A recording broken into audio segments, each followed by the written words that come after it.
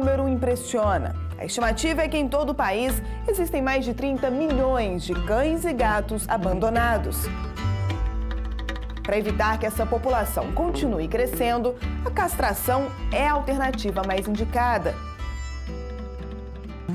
A gente também mostra o caso dessa comerciante que fez de tudo para recuperar o animal de estimação. Para começar, o drama de quem está na fila por um tratamento urgente. A falta de profissionais adia o início da guerra contra o câncer. Tudo isso agora no Via Legal.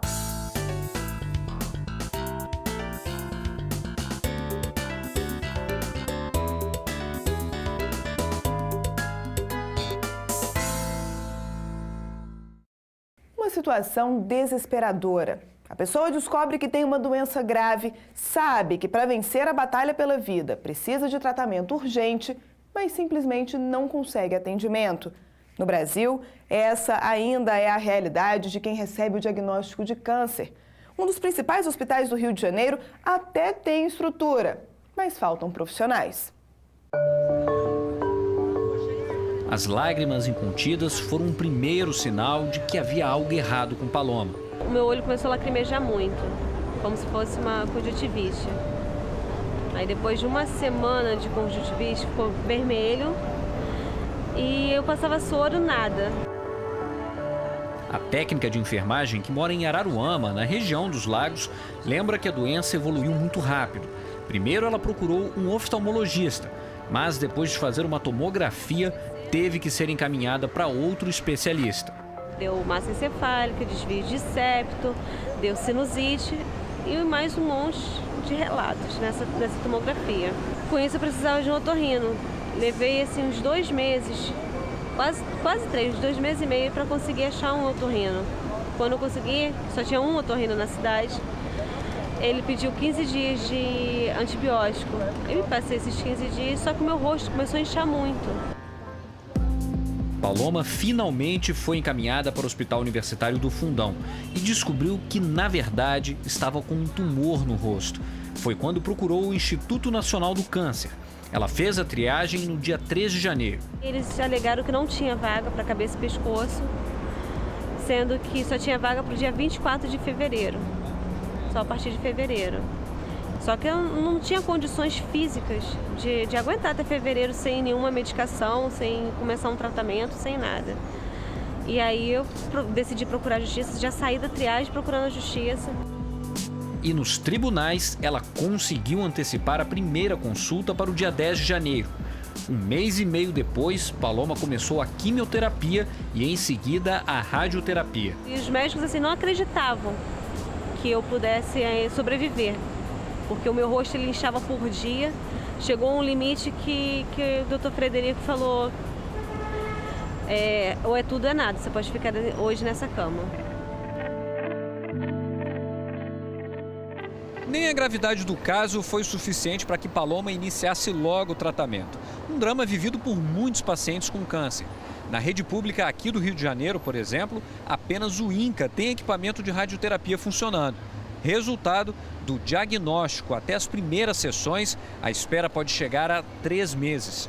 Um prazo que, por lei, deveria ser no máximo de 60 dias. A constatação é da Defensoria Pública da União, que desde o início do ano tem vistoriado os hospitais federais no Rio de Janeiro.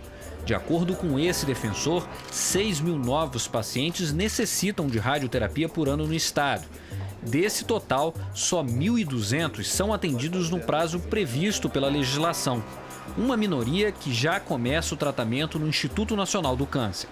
Dados do Tribunal de Contas da União apontam que o tempo médio de espera para realizar a radioterapia no Brasil é de 4 meses e no Rio de Janeiro de 3 meses. Quem consegue chegar ao INCA está dentro de um cobertor de proteção. O tempo médio hoje é de 45 dias, só que se avizinha a saída de cerca de 600 profissionais no mês de dezembro por determinação do Tribunal de Contas. Então esse tempo médio volta para 3 meses.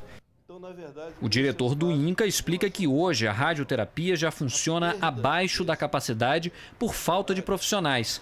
O número de atendimentos diários nos 2 aparelhos é de apenas 350 pacientes. Se nós tivermos autorização do Ministério da Saúde e do Ministério do Planejamento para contratar os 20 técnicos que nós necessitamos, nós certamente poderemos atender a um contingente ainda maior de pacientes, um conjunto de mais, pelo menos 50 pacientes por dia. Mas na avaliação do sindicato não basta abrir concurso. Para atrair profissionais da iniciativa privada, é preciso rever a política salarial. Eles pediram 18 técnicos em radioterapia. O salário médio do técnico é 4 mil. Eles conseguiram 9, dos 18 pedidos conseguiram 9, pagando um salário de 2 mil. Para pacientes como Paloma, a falta de profissionais tem pelo menos 2 consequências. Além de tornar o tratamento ainda mais penoso, diminui as chances de vencer a luta contra a doença. Ela superou a fase mais difícil do combate ao câncer, mas sabe que tem um longo caminho pela frente. Eu preciso vencer, eu preciso acabar com isso, eu não vejo a hora de parar esse tratamento e falar assim, receber alta, não, você está curada, agora vai ser só para rotina. Eu preciso continuar lutando, eu preciso vencer, eu preciso educar minha filha, eu preciso viver, eu tenho fome de viver.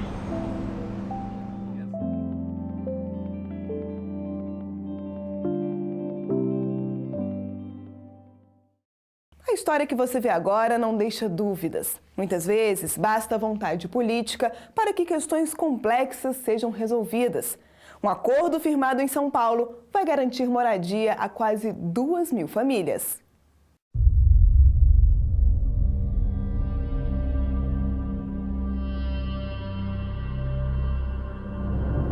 Favelas, cortiços e até prédios abandonados. Esses são os endereços de milhares de brasileiros. Pessoas que alimentam o mesmo sonho. O maior sonho mesmo no momento é a casa própria, ser minha. E mesmo que eu pague, mas que seja minha, né? No Brasil, a moradia é um direito fundamental e está prevista nos artigos 5º e 6º da Constituição. Mas cerca de 6 milhões de pessoas não têm acesso a esse direito. A situação é ainda mais crítica nos grandes centros, onde a disputa por espaço é cada vez maior. Maílza mora em Heliópolis, uma das maiores favelas de São Paulo. A região tem cerca de 200.000 habitantes. A professora reclama do preço do aluguel. Hoje você encontra assim, um cômodo por 500, 600. Eu acho assim um absurdo, mas... Ficou caro? Muito, muito caro, porque é um dinheiro sem volta, né? Há 7 anos, dona Marlene, que mora de favor na casa do filho, chegou a fazer um cadastro na prefeitura, mas até hoje não teve nenhuma resposta. Eu me cadastrei em 2006, no mês de fevereiro, e eu até hoje estou esperando realizar esse sonho para ver se eu consigo a minha casa. Aqui dentro a gente tem muita gente que paga aluguel, né? A gente tem muita gente que mora com parente e tem muita gente ainda que mora em área de risco. E aí a gente tem muita gente que não tem condição de pagar o aluguel. Só na capital paulista, o déficit habitacional é de 670 mil domicílios. Com a ajuda dos governos federal e estadual, a intenção da prefeitura é construir 55 mil moradias nos próximos 4 anos. Nós estamos contando basicamente com recursos federais através do programa Minha Casa Minha Vida e também com os recursos do município nas desapropriações de terrenos, que a grande dificuldade que nós temos na cidade de São Paulo é encontrar terrenos em valores acessíveis, né, que compensam ser desapropriados. Não é mesmo fácil encontrar terrenos e imóveis vazios que possam ser desapropriados numa cidade como São Paulo. Mas um acordo entre a Secretaria de Patrimônio da União, a Polícia e a Justiça Federal é a prova de que isso é possível. E hoje, onde funciona um depósito judicial, 1.800 casas populares devem ser construídas. A área tem 42 mil metros quadrados e fica próxima à região central da cidade. Aqui são guardados móveis, processos e objetos apreendidos por varas criminais. Parte dos bens relacionados a crimes de lavagem de dinheiro e tráfico de drogas deve ir a leilão. O restante do material vai ser transferido para um outro depósito cedido pela Polícia Federal. Nós estamos fazendo um esforço comum para obter um ganho para a coletividade, não é? Que é atender a esse déficit social que nós temos, né? Com aqueles que são excluídos. À medida em que nós nos desprendemos de parte desses bens que estão hoje sob a nossa guarda, nós temos uma economia dos recursos que são destinados para o Poder Judiciário para a manutenção dessa mesma guarda. Nesse sentido, o convênio, o acordo, ele acaba trazendo, mesmo que indiretamente para nós da Justiça, esse benefício. Afora, obviamente, o benefício mais visível, que está diretamente relacionado ao aproveitamento do espaço para a construção de habitação popular. O acordo é só mais um passo de um longo processo que vai garantir moradias a famílias de baixa renda. A iniciativa faz parte do programa de habitação do governo, que já conseguiu mudar a realidade de muita gente. Em Heliópolis, por exemplo, o que já foi um terreno baldio, hoje abriga um condomínio de prédios. 500 apartamentos já foram entregues a pessoas cadastradas, que viviam em áreas de risco ou recebiam um bolsa aluguel. Pelo menos 800 famílias ainda devem ser beneficiadas nessa área. Uma esperança para quem sempre lutou pela moradia. Benefício é para todos, para a população e principalmente também para as entidades sociais que estão cadastradas aqui na Secretaria, que há anos vem lutando por moradias, também vai ter uma grande participação nessas situações onde os terrenos estão sendo doados para o município. A Constituição fala que a habitação é um direito.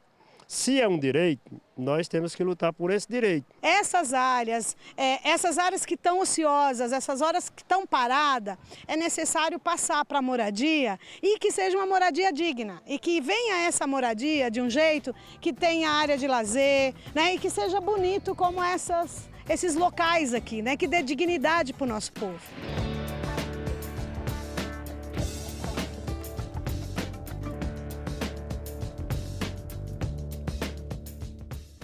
Não é a primeira vez que a Justiça Federal tem uma atuação decisiva para garantir moradia digna a famílias de baixa renda. Em Porto Alegre, uma vila foi desativada, encerrando uma história de descaso e abandono.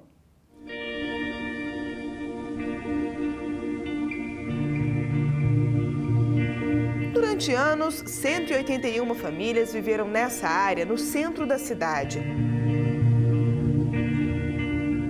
A situação era precária, não tinha água encanada e nem esgoto. Os incêndios eram constantes. E como a reciclagem era a principal atividade, a sujeira tomava conta de todo o espaço. O mais importante seria um esgoto, né, para largar a água. E a água a gente larga tudo, né, aí, né.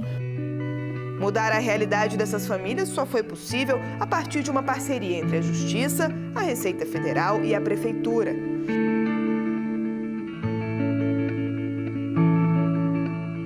Foram 5 anos de trabalho que envolveu, além da construção das novas casas, a capacitação profissional dos moradores. Eu resolvi enfrentar, né? Sempre esperei por isso, né? E achei que hoje é o meu dia, né? Para um dia ser alguém na vida, né?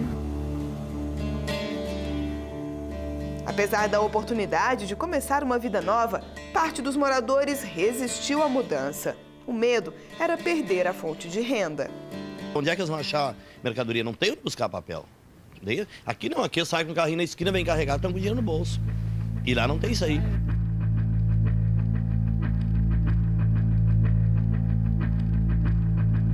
Nós somos o que sobrou das cinzas. A fênix ressurge das cinzas. O projeto de criação de uma cooperativa acalmou os ânimos. Os catadores ganharam um balcão para organizar o trabalho e, finalmente, puderam comemorar a conquista do novo endereço. Só de saber que tu não vai mais pisar no barro, não vai mais ter rato passando por cima, já está muito bom. Eu estou muito feliz. Uma casa bonita, né? A gente tem que trabalhar, né? Manter a casa, né?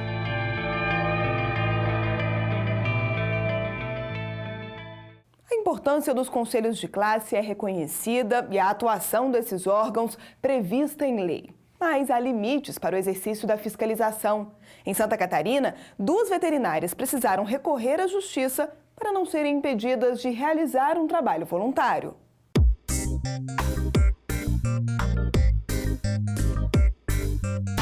Lá se vai quase uma década desde que a família de Dona Lenira aumentou. E como? Além do casal de filhos, ela ganhou 10 cachorros e 5 gatos. Há muitíssimos anos que o pessoal aqui junta cachorro na rua, né? Eu já tive até 18. E os 15 animais de estimação têm lugar especial nessa família. Olha, são muito importantes, muito importantes. Quando acontece com qualquer um deles, toda a nossa família fica assim arrasada. Mas nem todos têm essa relação de carinho e de cuidados com os animais. Uma prova desse descaso é a quantidade de bichinhos que são abandonados, que em pouco tempo geram filhotes e acabam aumentando ainda mais o número de cachorros e gatos nas ruas. A gente está em Santa Catarina, onde a realidade é parecida com a de outros estados.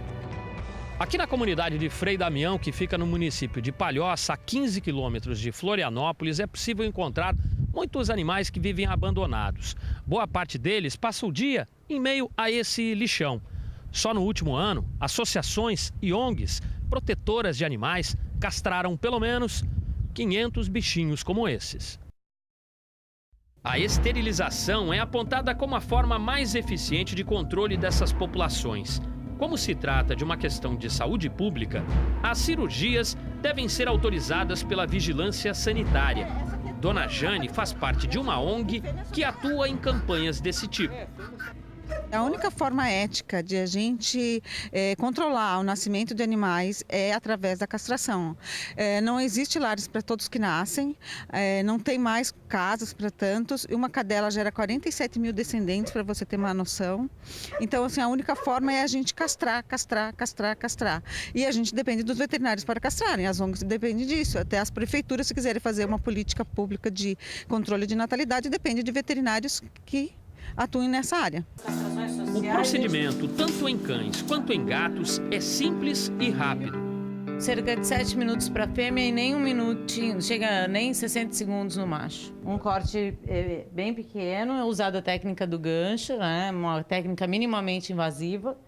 E o resultado é um pontinho só da cirurgia. É retirado o útero e os 2 ovários. A cirurgia costuma ser feita em mutirões que passam por várias cidades. Foi atuando em um deles, no município de Alfredo Wagner, que Kátia e uma colega viveram uma situação inusitada e até constrangedora. A gente já tinha realizado as esterilizações quando chegou o conselho com a fiscalização e a polícia junto. E o que eles disseram? Que vocês não poderiam? Que a gente não poderia estar lá fazendo essa campanha de controle de natalidade. Eu fiquei chocada, porque a gente procurou realmente a autorização do órgão competente, que seria a vigilância sanitária, e eu achei que estava tudo bem, que estava sendo uma campanha legal. A abordagem foi feita pelo Conselho Regional de Medicina Veterinária de Santa Catarina. Os fiscais alegaram que as profissionais deveriam ter solicitado autorização prévia da entidade de classe para participar do mutirão. Kátia e a colega reagiram e ingressaram com uma ação na Justiça Federal. Basicamente, o pedido foi para que as duas profissionais médicas veterinárias pudessem fazer os seus mutirões de esterilização sem que fossem impedidas pelo Conselho Regional de Medicina Veterinária de Santa Catarina. Justamente porque, aonde elas vão, elas sempre têm a autorização da vigilância sanitária, que é o órgão máximo do município para tratar justamente do controle populacional de animais. A decisão foi favorável às veterinárias. O juiz federal entendeu que o Conselho não pode impedir as médicas de atuar nesse tipo de campanha.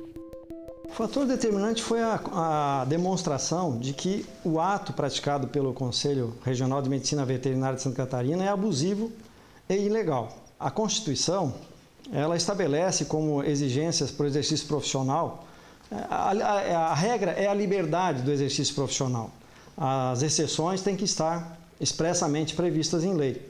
Neste caso, a participação dessas veterinárias altruisticamente, desses mutirões de esterilização por método cirúrgico, não encontra justificativa legal para estabelecer pré-condicionamentos extremos, como vinha sendo feito pelo Conselho. Consciente da importância da esterilização, principalmente dos animais de rua, Kátia garante que vai continuar com o trabalho voluntário. Todas as clínicas deveriam fazer isso, porque isso é um compromisso social do veterinário. Uma castração hoje sai em torno de R$200, R$300. Esses animais que a gente faz o controle de natalidade são animais de áreas carentes, de pessoas que não têm condições financeiras nem de levar o próprio filho para ser atendido, até num posto de saúde.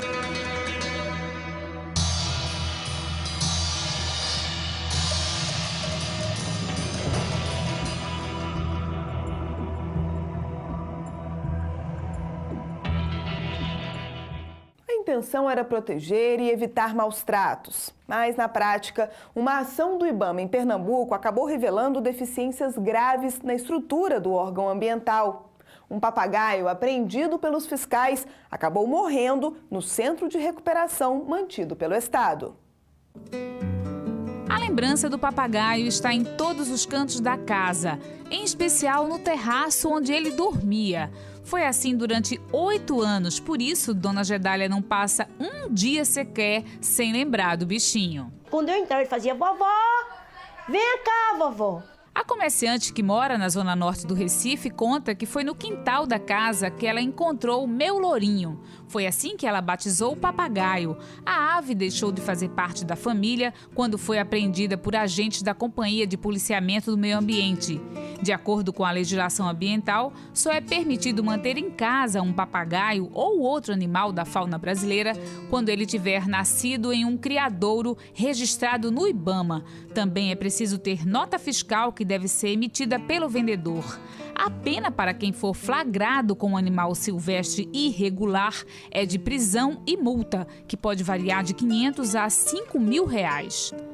Dona Gedália não tinha nenhum documento de posse do papagaio. Ele foi levado para o Centro de Triagem de Animais Silvestres do IBAMA, que fica na zona norte do Recife.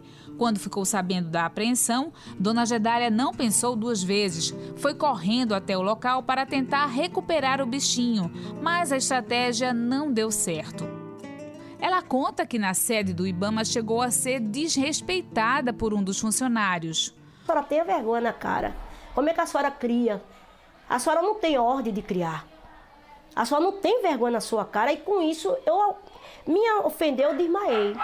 O IBAMA reconheceu os excessos. O autor das agressões pediu desculpas e até foi permitido que ela visitasse o papagaio. Quando eu cheguei lá, eu comecei a beijar e ele me chamando vovó, vovó. Querendo dizer assim: por que você me deixou eu aqui? Inconformada, Dona Gedália procurou ajuda na Defensoria Pública, que primeiro tentou regularizar a posse do animal junto ao IBAMA, mas mesmo reconhecendo que ele jamais poderia ser solto na natureza, o Instituto não permitiu que ele fosse devolvido à Dona Gedália. Para o IBAMA, ela não tinha condições de cuidar do papagaio. Foi verificado que existia uma fratura consolidada numa das patas do animal. Uma situação de maus tratos. Por quê? Faltavam asas principais. Se alguma vez ela cometeu algum equívoco, esse equívoco foi por falta de conhecimento técnico. E nunca por má intenção, por intenção de lesionar o papagaio. Diante da negativa, Dona Gedália procurou a Justiça Federal. Entrou com uma ação para ter o direito de voltar a criar o bichinho de estimação. O juiz concedeu a guarda provisória do pássaro. Era muito apegado com ela, dormia junto com ela, vivia no ombro dela dentro de casa. Juridicamente, qualquer pessoa pode ter um animal silvestre domesticável em casa. Então, tanto no aspecto humano como no aspecto jurídico, ela tinha direito de ficar com o pássaro. Gedália chegou ao Ibama cheia de saudade e com a certeza de que iria reencontrar o companheiro. Alegria que em pouco tempo se transformou em tristeza.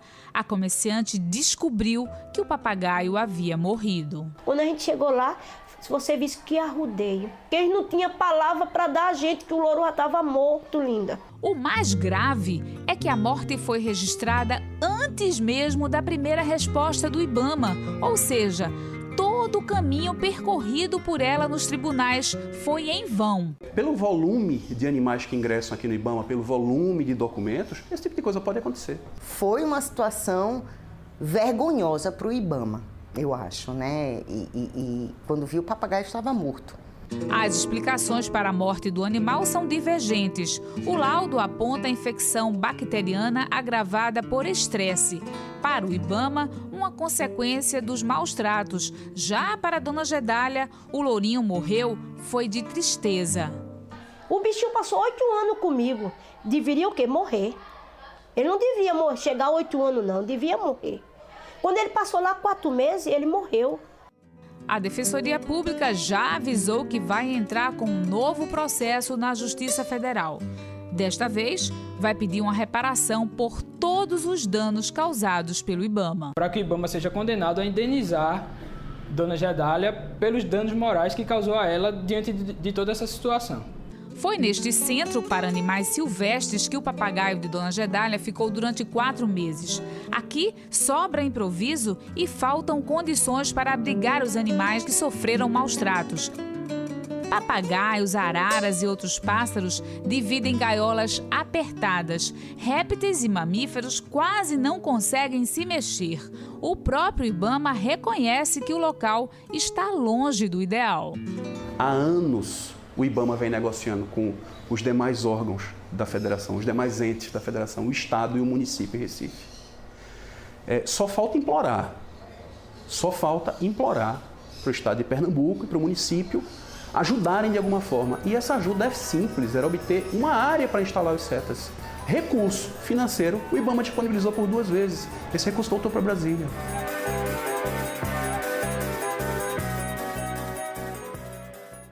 Nem a Prefeitura e nem o governo do estado quiseram falar sobre as reclamações do Ibama.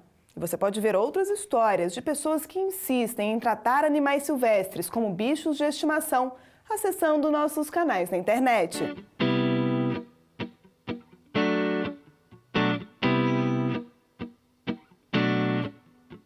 O Via Legal fica por aqui. A gente se encontra na semana que vem. Até lá!